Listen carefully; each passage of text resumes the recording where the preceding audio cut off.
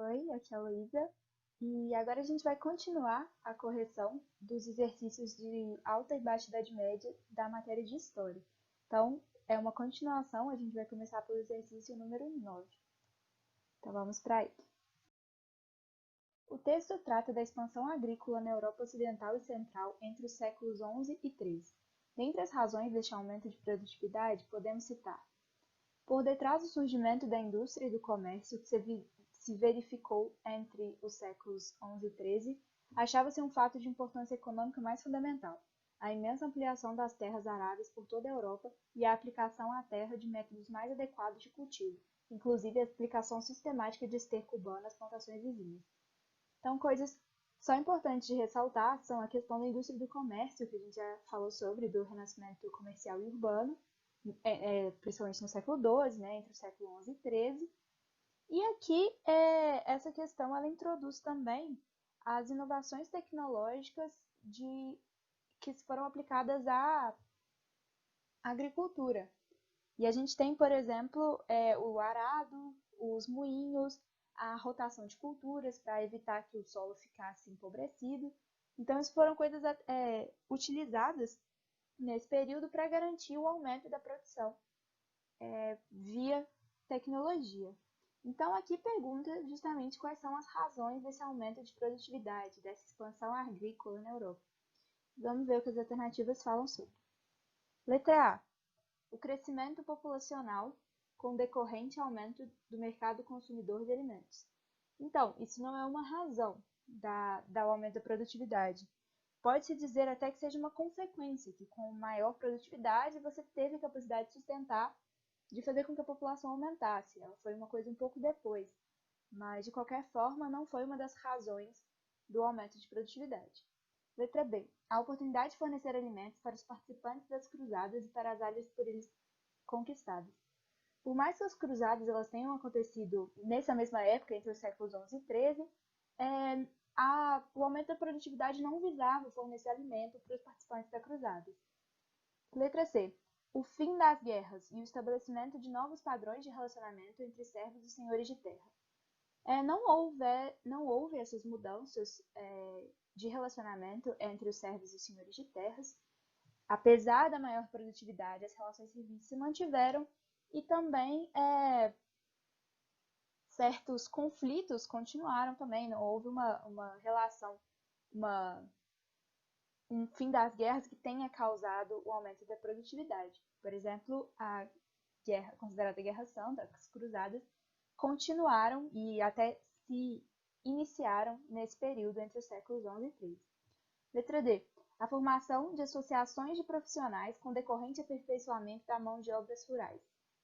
Então, você teve a associação de profissionais, mas principalmente no âmbito urbano. Não foi algo que teve essa influência para garantir a tecnologia no âmbito rural. As corporações de ofício, as guildas, elas eram principalmente algo voltado para o meio urbano e para as novas atividades que surgiram com o início da urbanização. E letra E: o aprimoramento das técnicas de cultivo e uma relação mais intensa entre a cidade e o campo. Sim, esses dois pontos estão corretos, porque a cidade ela propiciou um pouco do aumento do comércio, de onde vender esse excedente do campo, e também um mercado consumidor um pouco mais aberto ao campo. E as técnicas de cultivo é aquilo que eu falei, as novas tecnologias e os novos ideais, como por exemplo a rotação de culturas e tal, uma nova maneira de cultivar a terra. E isso possibilitou a expansão agrícola nesse período. Então a resposta seria a letra E. Então vamos lá para a questão 10. A questão número 10 ela é da FUVEST de 2012. A palavra feudalismo carrega consigo vários sentidos. Dentre eles, podem-se apontar aqueles ligados a: letra A: sociedades marcadas por dependências mútuas e assimétricas entre senhores e vassalos. Sim, as dependências entre o senhor, o suzerano, né, e o seu vassalo, elas eram mútuas, porque o suzerano proporcionava terras para o vassalo, propriedades, mas em troca ele tinha a lealdade, a a promessa, né, quase de lealdade do vassalo em relação ao suzerano. E por isso elas eram relações assimétricas. Apesar dos dois serem nobres, deles estarem no mesmo extrato social, o suzerano ele estava numa posição, digamos, acima do vassalo, né? O vassalo devia o respeito e a lealdade ao suzerano, então eram relações assimétricas. Mas vamos dar uma olhada nas outras. Relações de parentesco determinadas pelo local de nascimento, sobretudo quando urbano. Algo muito importante aqui é a questão do urbano. O feudalismo ele foi muito ligado à agricultura e ao espaço rural, tanto que as cidades começaram a surgir mais lá para a Baixa Idade Média, né? Não foi algo característico do feudalismo. E a ideia do feudalismo não tem a ver tanto com essas relações de parentesco, e sim com as relações, digamos assim, construídas, estabelecidas, como a de suzerania e vassalagem. Letra C. Regimes inteiramente dominados pela fé religiosa, seja ela cristã ou muçulmana. Eles não eram regimes inteiramente dominados pela fé, apesar de ter um forte papel da igreja no feudalismo, era um regime que existia o poder descentralizado na mão dos suzeranos, na mão dos seus vassalos, na relação entre os servos e o senhor feudal. Então não era algo totalmente dominado pela fé religiosa. E na Europa, o feudalismo ele foi marcado principalmente pela fé cristã. Letra D. Altas concentrações fundiárias. Sim, existiam altas concentrações fundiárias capitalistas. O capitalismo ele é algo posterior. O capitalismo, as características dele, da busca pelo lucro, principalmente trabalhos assalariados, eles não são algo que é da época do feudalismo. Ele é, inclusive, depois do fim do feudalismo. Letra E. Formas de economia de subsistência pré-agrícolas. Elas não eram economia de subsistência, principalmente porque aqueles que plantavam, eles forneciam para os senhores, existia um pequeno comércio, mas principalmente não são formas de economia pré-agrícolas, são justamente formas agrícolas já desenvolvidas. Então, nessa questão número 10, a alternativa correta é realmente a letra A, no que diz respeito a um dos sentidos da palavra feudalismo. Então, vamos para a questão número 11. Essa questão é da UFRN de 2010. As imagens do fragmento textual a seguir abordam elementos essenciais do feudalismo medieval. Então, aqui mostra um camponês trabalhando na terra e na outra imagem as relações de suzerania e vassalagem. Então, tanto a agricultura quanto as relações de suzerania e vassalagem, duas coisas muito marcantes do feudalismo. O feudalismo foi constituído pela articulação entre dois eixos de relações, as relações feudo-vassálicas e as relações servis de produção. As relações feudo-vassálicas estabeleciam-se entre membros da aristocracia militar e territorial e baseavam-se no feudo, na fidelidade e na reciprocidade. As relações servis de produção estabeleciam-se entre o senhor de terra e o trabalhador, e estavam baseados na desigualdade de condições e na exploração do trabalho. Então, principalmente a primeira característica, relações feudo-vassálicas do senhor com seu vassalo, essa na figura 2, e as relações servis representadas na figura 1. A partir da análise da imagem do fragmento textual sobre a sociedade medieval na Europa Ocidental, é correto afirmar: A. A reciprocidade típica das relações entre suzeranos e vassalos também estava presente nas relações servis de produção, devido às desigualdades sociais existentes entre nobres e servos.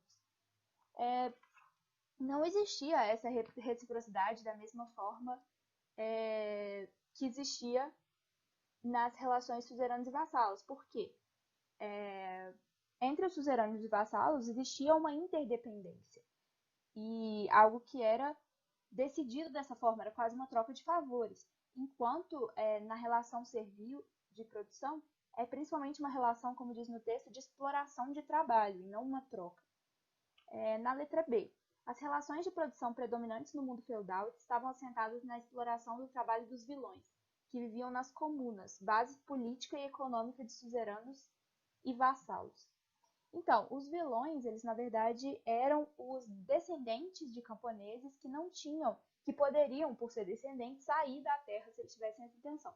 Então, não era a relação predominante de exploração do trabalho. E a questão da base política e econômica de suzeranos e vassalos, elas não estaria nessas comunas. Ela estaria justamente desligada dessa questão civil. Letra C. As relações servis de produção adquiriram importância e serviram de sustentáculo para a manutenção da aristocracia feudal, no interior da qual se estabeleceram relações de suzerania e vassalagem. Essa aqui faz mais sentido, certo? Porque ela fala da importância das relações servis. Sim, elas tinham uma importância econômica muito grande, e ela realmente era o sustentáculo, porque os servos eles forneciam o alimento e pagavam os impostos, então eles forneciam a forma de vida da aristocracia feudal. Então ela tinha essa importância dentro dessa sociedade. E dentro da aristocracia, ou seja, entre nobre e nobre, estabeleciam-se relações de suzerania e vassalagem. Então essa alternativa parece mais correta. Vamos passar para a letra D. O desenvolvimento das relações servis de produção, graças à sua alta produtividade no período medieval, reforçou ainda mais os vínculos entre suzeranos e vassalos em toda a Europa. Essa alternativa, primeiro, novamente, a palavra toda a Europa é sempre algo complicado, porque o feudalismo ele não esteve presente no que a gente entende como Europa hoje como um todo, mas, de qualquer forma, as relações civis de produção elas não tinham alta produtividade no final do período medieval. Foi justamente a época da grande fome e da queda da produtividade por causa da concentração de terra e por causa dessa lógica de que os camponeses eles exploravam as terras que eles tinham e eles eram maioria, mas não tinham muitas terras. Então essa lógica fazia com que não tivesse alta produtividade. E por isso não existe esse reforço também dos vínculos entre suzeranos e vassalos. Letra E. Os servos, com o passar do tempo, tomavam posse definitiva das terras, tornando-se também um senhor feudal. Não, isso não acontecia. Não existia essa mobilidade, praticamente não existia qualquer possibilidade de mobilidade social durante a Idade Média. Então, a alternativa correta é a letra C, que fala das relações servis de produção como um sustentáculo da aristocracia feudal, dentro da qual existiam relações de suzerania e vassalagem. Tudo bem? Então, vamos para a próxima questão. A questão 12 é do Enem 2017.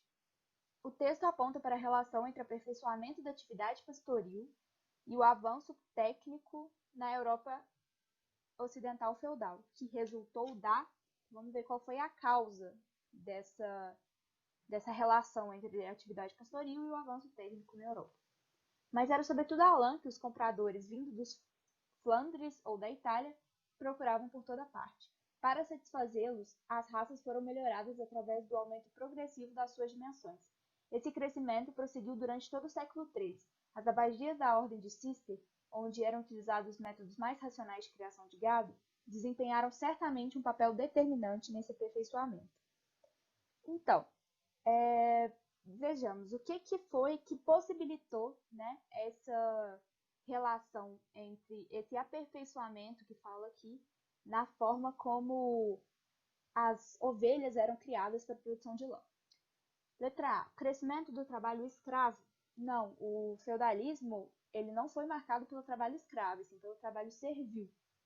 Não existe essa relação de posse do trabalhador para com o senhor. Né? Ele não é uma posse do senhor, apesar dele estar ligado com aquela terra em que ele trabalha e dele ser uma forma de exploração do trabalho.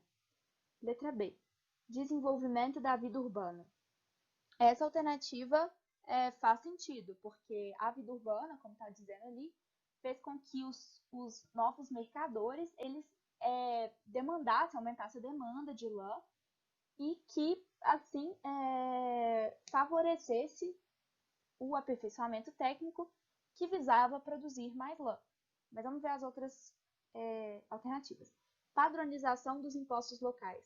Não, em momento nenhum há referência à padronização dos impostos como algo que fosse impulsionar o aperfeiçoamento das técnicas de criação. Inclusive, os impostos eram pagos cada um para um senhor, então haviam diferenças Havia diferenças entre esses impostos. D. Uniformização do processo produtivo. Também não havia isso não é mencionado aqui como um dos fatores que fosse impulsionar essa mudança. Desconcentração da estrutura fundiária. Não, a estrutura fundiária ela era pelo contrário, era extremamente concentrada durante o feudalismo. Então, realmente, o que possibilitou esses avanços técnicos foi o desenvolvimento da vida urbana. Então, vamos para a próxima. Agora a questão número 13, que é da FUVEST de 2015. O texto se trata de um período em que a cidade é, desde o ano 1000, o principal lugar das trocas econômicas que recorre sempre mais a um meio de troca essencial, a moeda. Centro econômico, a cidade é também um centro de poder. Ao lado do e, às vezes, contra o poder tradicional do bispo e do senhor, frequentemente confundidos numa só pessoa, o grupo de homens novos, os cidadãos ou burgueses, conquista liberdades, privilégios cada vez mais amplos. Então, aqui está falando do período principalmente da Baixa Idade Média, quando começou o surgimento das cidades, naquilo que a gente conversou sobre o renascimento comercial e urbano. Então, vamos ler as alternativas aqui. Letra A. Nesse período, os fundamentos do sistema feudal coexistiam com novas formas de organização política e econômica que produziam alterações na hierarquia social e nas relações de poder? Sim, é isso que está falando no texto, olha. Existiam a cidade e, ao mesmo tempo, ao lado e às vezes contra, existia o poder tradicional do bispo e do senhor. Então, existiam essas duas coisas, essas duas formas ao mesmo tempo, e que faziam com que esses cidadãos e burgueses cada vez conquistassem mais poder e mais espaço, então causavam alterações na hierarquia social. Algo que foi determinado mais seriamente, assim, digamos, com o fim efetivo da Idade Média, em que a burguesia realmente teve essa ascensão. Letra B. O excesso de metais nobres na Europa provocava abundância de moedas que circulavam apenas pelas mãos dos grandes banqueiros e dos comerciantes internacionais. Então, houve um aumento nessa época da quantidade de moedas com o aumento do comércio, mas elas não circulavam apenas pelas mãos dos grandes banqueiros e dos comerciantes. Não eram eles os únicos detentores das riquezas no período, igual fala na alternativa A. Existia ainda as antigas instituições feudais. Letra C. O anseio popular por liberdade e igualdade social mobilizava e unificava os trabalhadores urbanos e rurais, e envolvia a ativa participação dos membros do baixo clero. Não existiu nessa época essas revoluções de trabalhadores, essas mobilizações grandes de trabalhadores em favor de liberdade e igualdade social. Não era algo marcante nesse período ainda. Letra D. A Igreja Romana, que se opunha ao acúmulo de bens materiais, enfrentava forte oposição da burguesia ascendente e dos grandes proprietários de terra. Pelo contrário, a Igreja tinha grandes terras, né, tinha bens materiais, e ela sempre teve um grande apoio dos grandes proprietários de terra, dos senhores feudais. Letra E. As principais características do feudalismo, sobretudo a valorização da terra, haviam sido completamente superadas e substituídas pela busca incessante do lucro e pela valorização do livre comércio.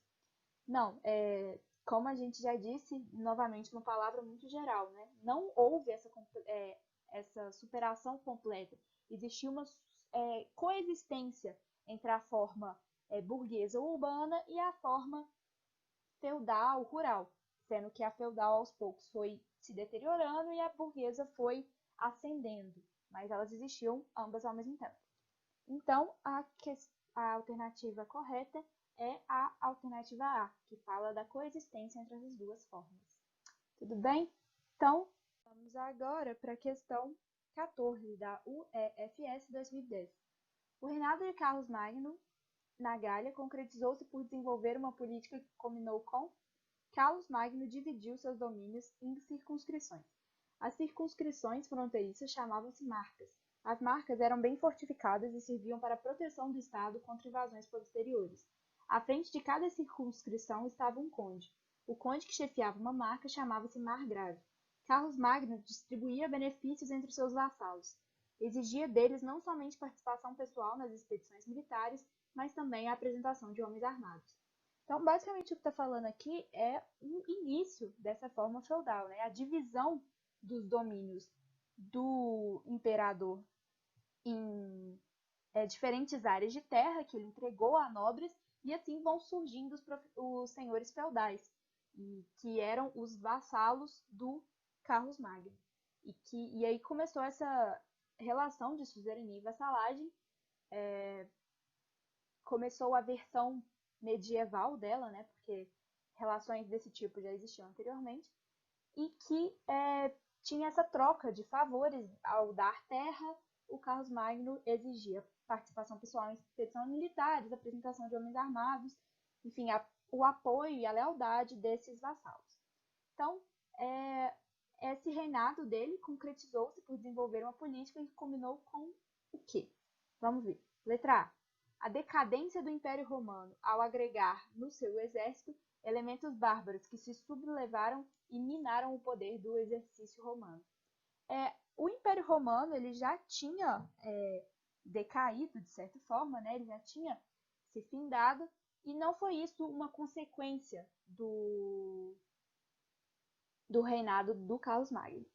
Letra B. Uma formação do feudalismo através da concessão de benefícios que fortaleciam o poder local, ao estabelecer uma rede de proteções e favores.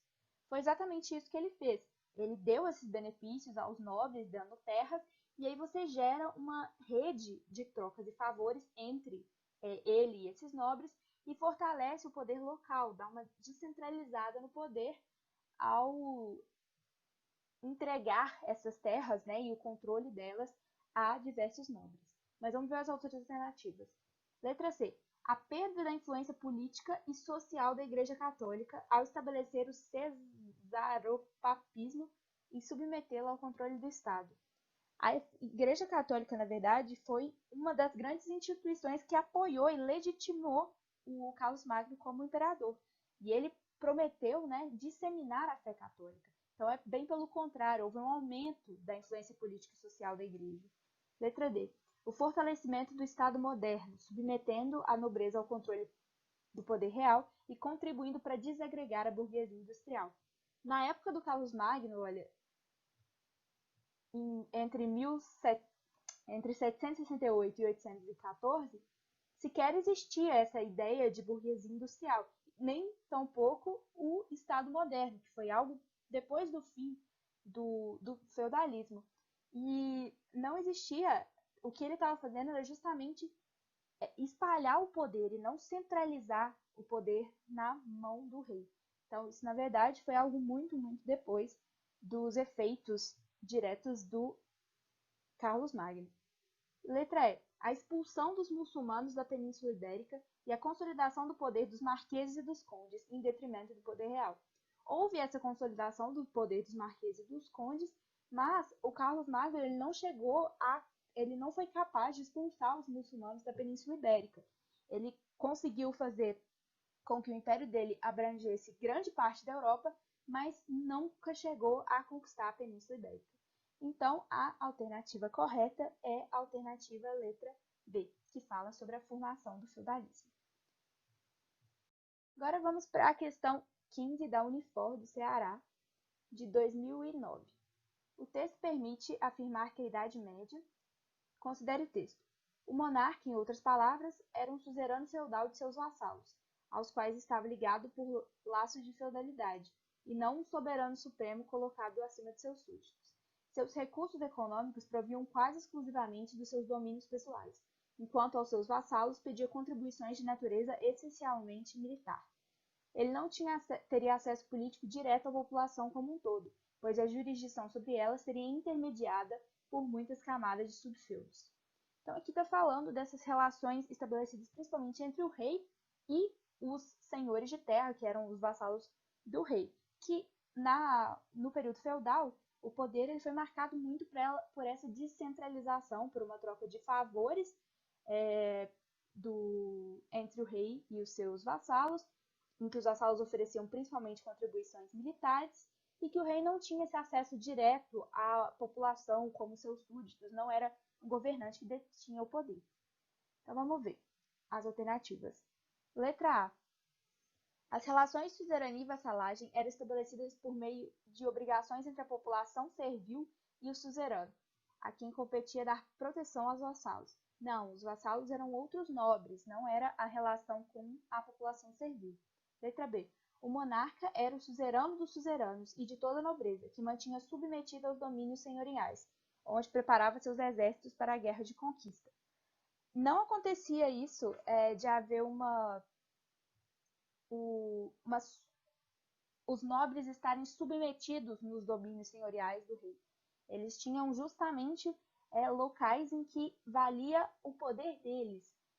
Eles não ficavam retidos, né, nos domínios do senhor, do monarca.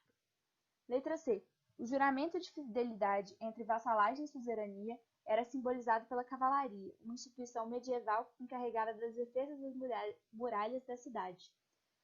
Os cavaleiros, eles eram muitas vezes aqueles nobres que não tinham direito à herança. Eles não eram a parte do juramento de fidelidade entre a vassalagem e a suzerania. E eles não tinham como única responsabilidade essa defesa das muralhas da cidade. Letra D. O poder político era descentralizado, mas o rei aglutinava a nobreza ao seu redor por meio de um exército formado de mercenários recrutados entre os vencidos de guerra. O poder político era sim descentralizado, mas o rei não tinha a nobreza ao seu redor em um exército de mercenários dos vencidos de guerra. Essa parte está incorreta. Letra E.